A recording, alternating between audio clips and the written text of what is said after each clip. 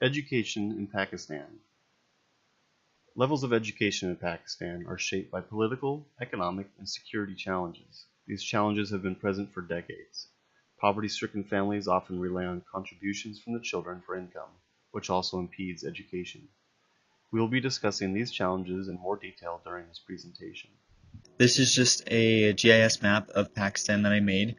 This shows the average test scores throughout the different administrative provinces of Pakistan. The colors represent the percentile of test scores, and the points represent the type of area, whether it's a city, a town, or a village. The map shows that the higher test scores seem to generally be concentrated around more populated and bigger areas. Based on this data, we interpret that the more developed an area becomes, the more the average test scores will improve.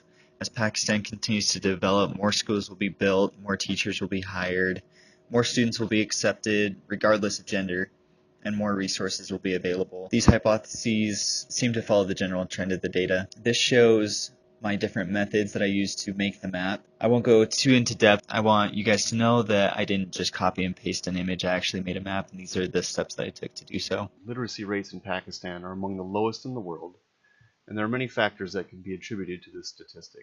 Rapid population growth and lack of financial support has led to poor efficiency and substandard quality of management, supervision, and teaching. Geographic levels of literacy are also directly related to income levels. There is overwhelming evidence pointing to widespread discrimination in access and opportunity. There is also an unmistakable literacy gap between males and females.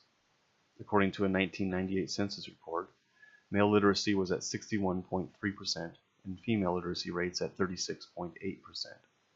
Since 1998, these numbers have been on the rise, but the gap has remained constant.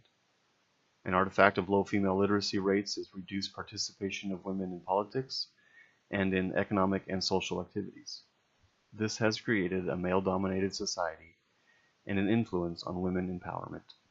From the beginning, this male-dominated society has caused women in education to be a controversial topic in Pakistan. In 1951, the literacy rate for females was 8%. 10 years later, it increased to 8.2%. There have been many factors that have prevented girls from gaining an education. Many fathers feel that their daughters should stay indoors and bear children. The state believes that women have no reason gaining an education.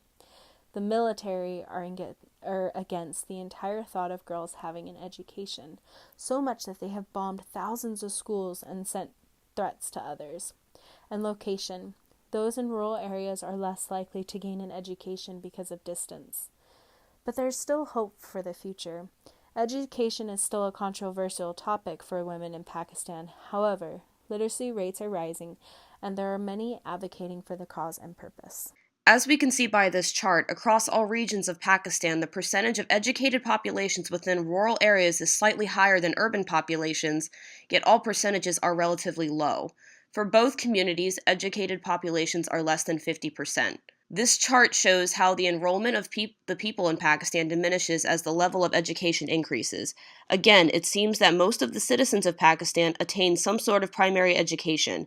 As we can clearly see, attending college has the least amount of involvement, with just around 1 million people enrolled. It is estimated that 25 million children in Pakistan are out of school. It is unfortunate that there are so many children in Pakistan that have the potential and desire to attain an education, yet are withheld from doing so, whether due to safety hazards, financial instabilities, or social norms.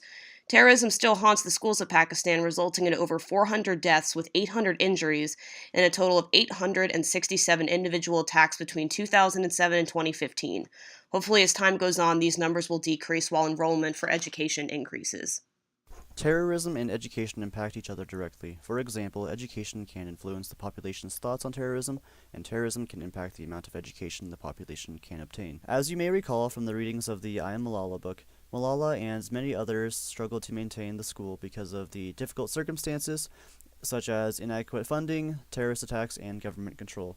These events, along with similar situations, can result in decreased education among affected populations. With Pakistan having the highest number of terrorism-related deaths of any country over the past decade, it provides an ideal laboratory to study the impact of terrorism. In this graph, we can see the huge losses from terrorist attacks in Pakistan, with over 63,000 lives lost since 2000, with nearly 34,000 of those being terrorists themselves. Some studies were conducted to find the causational relationships with terrorism. The results revealed that literacy rate included in the study show the positive and significant impact on terrorism in the case of Pakistan. Exact numbers were not provided, but overall, there was a correlation found that more education in Pakistan results in less support from terroristic attacks overall. In addition, it is documented that cumulatively terrorism has costed Pakistan around 33.02% of its real national income, resulting in less opportunity for education and other various public services.